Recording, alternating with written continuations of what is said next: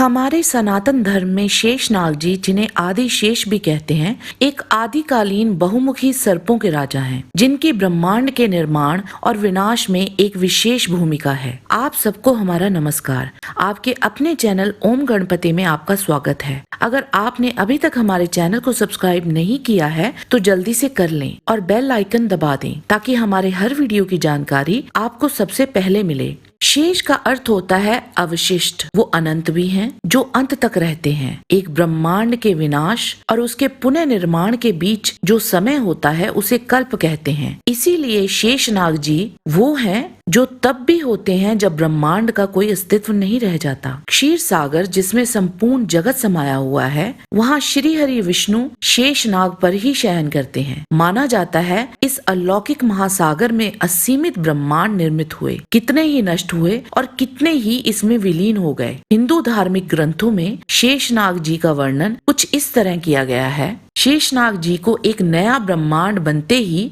उसे समय चक्र प्रदान करने की जिम्मेदारी दी गई है। इसके अतिरिक्त उन्हें ब्रह्मा जी द्वारा पृथ्वी को स्थिरता प्रदान करने को भी कहा गया था। इसीलिए आदिशेष जी एक सर्वकालीन प्रतीकात्मक अभिव्यक्ति हैं। और वहीं गरुड़ जो भगवान विष्णु के वाहन भी हैं और एक दिव्य प्राणी भी, जिनका आधा शरीर मानव सा और आधा पक्षी जैसा है। और कहा जाता है कि वे इतने विशालकाय हैं कि जब वो उड़ते हैं तो सूर्य की किरणें भी अवरुद्ध कर देते हैं। वो सभी सर्पों के घोर शत्रु हैं। ऐसा कहा जाता है कि गरुड़ के 6 पुत्र थे, जिनसे पक्षियों की पूरी नस्ल विकसित हुई। हिंदू पौराणिक कथाएं इस दिव्य पक्षी की प्रशंसाओं से भरी पड़ी हैं। वो गरुड़ ही थे जो स्वर्ग से धरती पे देवों को अमरता प्रदान करने वाला अमृत लाए थे। गरुड़ ज्ञान, विचार और अविश्वसनीय गति के प्रतीक हैं। गरुड़ का वर्णन बौद्ध धर्म और कई दक्षिण एशिया की प्रजातियों में भी है। ये सनातन धर्म से ही निकली हैं और अब विश्व स्तर पे इनका विस्तार हो चुका है। आदिशेष और गरुड़ दोनों जन्म से ही शत्रु थे। दोनों के पिता महर्षि कश्यप थे। शेषनाग जी की माता का नाम कद्रु था और गरुड़ जी की माता का नाम बिंता था। प्राकृतिक रूप से भी सर्प और बाज एक दूसरे के घोर शत्रु होते हैं। हालांकि आदिशेष और गरुड़ दोनों के साथ भगवान विष्णु की घनिष्ठता काफी अद्भुत है, जिसका बड़ा ही गहरा प्रतीकात्मक अर्थ है। महर्षि कश्यप की दोनों पत्नियों में काफी शत्रुता थी। हमने एक वीडियो इस पे बनाया है जिसमें गरुड़ और शेषनाग जी की जन्म की पूरी कहानी है, इसलिए इस वीडियो में उस बारे में हम बात नहीं करेंगे। दोनों की माताओं की शत्रुता बढ़ते हुए उनकी संतानों तक पहुंच गई। अपनी माता बिंता को कद्रु और उसके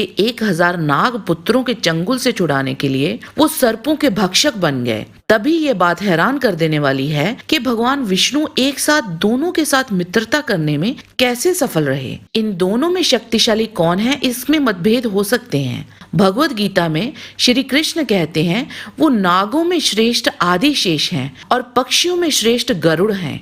भगवान विष्णु गरुड़ की सवारी करते हैं और क्षीर सागर में शेषनाग पे आराम फरमाते हैं। ऐसा माना जाता है कि शेषनाग जी भगवान विष्णु के रक्षक के तौर पर काम करते हैं। पुराणों में तो ये भी कहा गया है कि विष्णु जी का ये रूप समय का मार्गदर्शक है। इस अवतार में वे धरती पर बड़े हुए पाप का विनाश करते हैं और इसके साथ ही शेषनाग पर लेटे रहने से ग्रहों नक्षत्रों पर नियंत्रण कर पाने में उन्हें आसानी रहती है। पर गरुड़ भी कुछ कम नहीं है। अपनी माँ को गुलामी से मुक्त कराने हेतु जब वो अमृत पाने की खोज में निकले थे, तब उन्होंने अकेले देवों की पूरी सेना को परास्त कर दिया था। वह दृढ़ संकल्प और समर्पण के प्रतीक हैं। उन्हें स्वयं भगवान विष्णु द्वारा अमरता प्रदान की गई है और वे विष्णु जी के ध्वज के रूप में निवास करते हैं। गरुड़ को समर्पित एक संपूर्ण पुराण है। वे गरुड़ ही थे जिन्होंने वास्तव में इंद्रजीत के नागपाश से लक्ष्मण जी को मुक्त किया था। उन्होंने अकेले ही समुद्र मंथन के दौरान मद्राचल पर्वत को ले जाकर समुद्र के बीच में रख दिया था। उनके भय से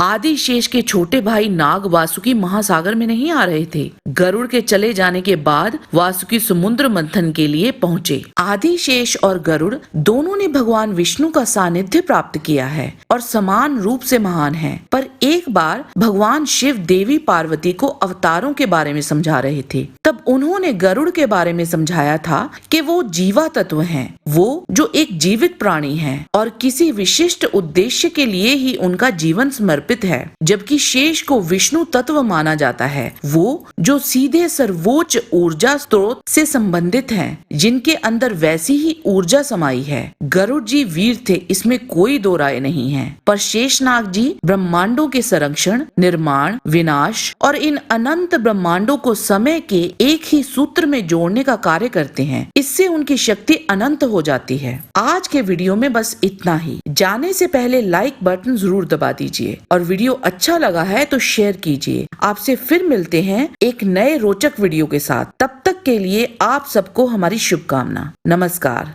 सुरक्षित रहिए और कोरोना के खिलाफ डटे रहिए।